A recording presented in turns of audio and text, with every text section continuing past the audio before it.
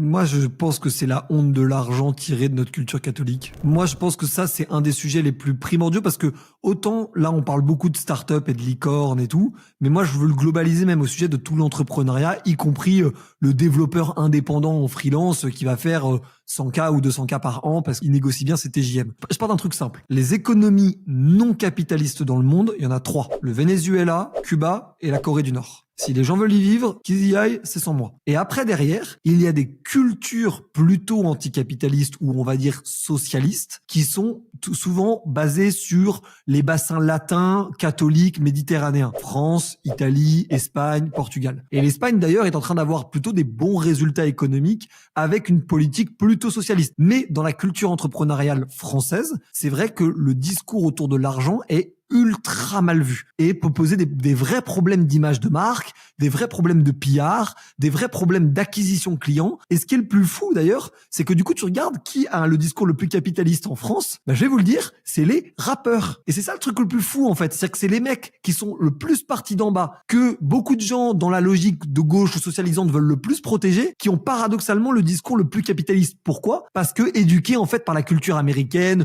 The Wire, Dr. Dre, Jay-Z, et du coup en fait ça se répercute sur Booba, Nino et tous ces trucs-là qui sont les discours capitalistes, ce qui fait que tu vas avoir des mecs de banlieue et des mecs pro-fric entrepreneurs qui vont écouter les mêmes rappeurs parce qu'ils ont ce point commun d'avoir cette envie de s'accomplir, de réussir et du coup de réussir financièrement.